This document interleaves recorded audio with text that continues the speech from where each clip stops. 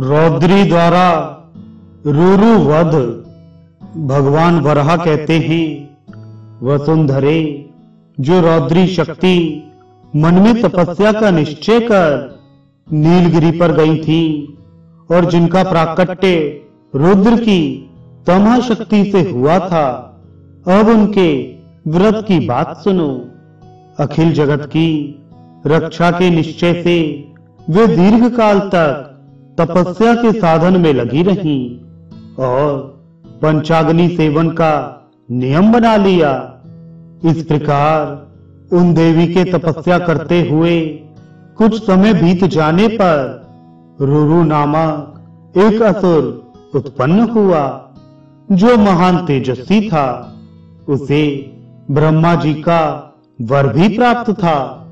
समुद्र के मध्य में वनों से घिरी रत्नपुरी उसकी राजधानी थी। संपूर्ण देवताओं को आतंकित कर वह दानवराज वहीं रहकर राज्य करता था। करोड़ों असुर उसके सहचर थे, जो एक से बढ़कर एक पराक्रमी थे। उस समय ऐश्वर्य से युक्त वह रुरु ऐसा जान पड़ता था मानो दूसरा इंद्र हो। बहुत समय व्यतीत हो जाने के पश्चात उसके मन में लोकपालों पर विजय प्राप्त करने की इच्छा उत्पन्न हुई। देवताओं के साथ युद्ध करने में उसकी स्वाभाविक रुचि थी। अतः एक विशाल सेना का संग्रह कर जब वह महान असुर रुरु युद्ध करने के विचार से समुद्र से बाहर निकला, तब उसका जल बहुत जोरों से ऊपर उछलने लगा और उसमें रहने वाले नक्र, घड़ियाल तथा मत्स्य घबरा गए। वेला चल के पार्श्ववर्ती सभी देश उस जल से आप्लावित हो उठे। समुद्र का अगाध जल चारों ओर फैल गया और सहसा उसके भीतर से अनेक असुर विचित्र कवच तथा आयुध से सुसज्जित होकर बाहर निकल पड़े एवं युद्ध के लिए आगे बढ़े। ऊंचे हाथियों तथा अश्वरथ आदि पर सवार होकर वे असुर युद्ध के लिए आगे बढ़े। उनके लाखों एवं करोड़ों की संख्या में पदाति सैनिक भी युद्ध के लिए निकल पड़े। शोभनी रुरु की सेना के रथ सूर्य के रथ के समान थे और उन पर यंत्र युक्त शस्त्र सुसज्जित थे। ऐसे असंख्य रथों पर उसके अनुगामी दैत्य हस्त त्राण से सुरक्षित होकर चल पड़े। इन असुर सैनिकों ने देवताओं के सैनिकों की शक्ति कुंठित कर दी और वह अपनी चतुरांगणी सेना लेकर इंद्र की नगरी अमरावतीपुरी के लिए चल पड़ा। वहां पहुंचकर दानवराज ने देवताओं के साथ युद्ध आरंभ कर दिया और वह उन पर मुदगरों, मूसलों, भयंकर बाणों और दंड आदि आयुधों से प्रहार करने लगा।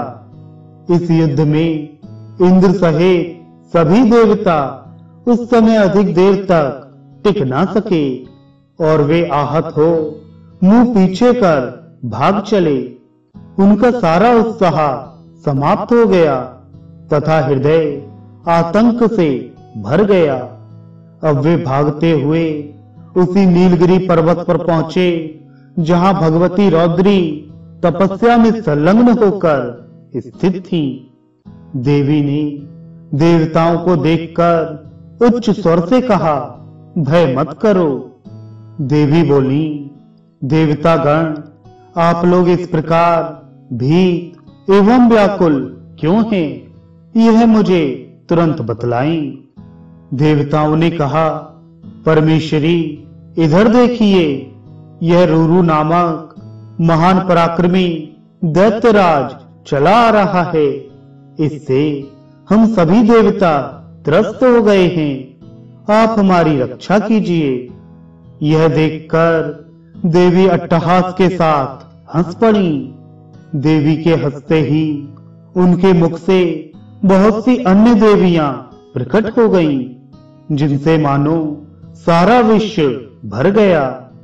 वे विकृत रूप एवं अस्त्र शस्त्र से सुसज्जित थीं और अपने हाथों में पाश, अंकुश, त्रिशूल तथा धनुष धारण किए हुए थीं। वे सभी देवियां करोड़ों की संख्या में थीं तथा भगवती तामसी को चारों ओर से घेरकर खड़ी हो गईं। वे सब दानवों के साथ युद्ध करने लगी और तत्काल असुरों के सभी सैनिकों का क्षण भर में सफाया कर दिया। देवता अब पुनः लड़ने लग गए थे। काल रात्रि की सेना तथा देवताओं की सेना अब नई शक्ति से संपन्न होकर दैत्यों से लड़ने लगी और उन सभी ने समस्त दानवों के सैनिकों को यमलोक भेज दिया। बस अब उस महान युद्ध भूमि में केवल महादैत्य रूरू ही बच रहा था। वह बड़ा मायावी था। अब उसने रौरवी नामक भयंकर माया की रचना की, जिससे संपूर्ण देवता मोहित होकर नींद में सो गए। अंत में देवी ने उस युद्ध स्थल पर त्रिशूल से दानव को मार डाला। शुभलोचनी देवी के द्वारा आहत हो जाने पर रूरू दैत्य के चर्म और मुंड अलग अलग हो गए। दानवराज रूरू के चर्म और मुंड जिस समय पृथक हुए, उसी क्षण देवी ने उन्हें उठा लिया। अतः वे चामुंडा कहलाने लगी। वे ही भगवती, महारौद्री, परमेश्वरी, संहारणी और कालरात्रि कही जाती हैं। उनकी अनुचरी देवियां करोड़ों की संख्या में बहुत सी हैं। युद्ध के अंत में उन अनुगामिनी देवियों ने इन महान ऐश्वर्यशालिनी देवी को सब ओर से घेर लिया और वे भगवती रौद्री से कहने लगी, हम भूख से घबरा गई हैं। कल्याण स्वरूपिणी देवी, आप हमें भोजन देने की कृपा कीजिए। इस प्रकार उन देवियों के प्रार्थना करने पर जब रौद्री देवी के ध्यान में कोई बात न आई, तब उन्होंने देवादिदेव पशुपति भगवान रुद्र का स्मरण किया। उनके ध्यान करते ही पिनाकपाणी परमात्मा रुद्र वहां प्रकट हो गए। वे बोले, देवी कहो, तुम्हारा क्या कार्य है? देवी ने कहा, देवेश, आप इन उपस्थित देवियों के लिए भोजन की कुछ सामग्री देने की कृपा करें, अन्यथा ये बलपूर्वक मुझे ही खा जाएंगी।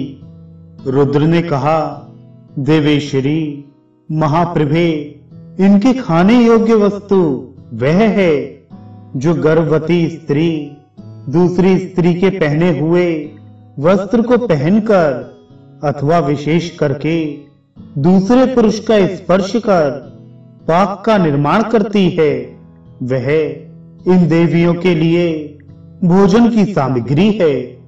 अज्ञानी व्यक्तियों द्वारा दिया हुआ बलभाग भी ये देवियां ग्रहण करें और उसे पाकर 100 वर्षों के लिए सर्वथा तृप्त हो जाएं।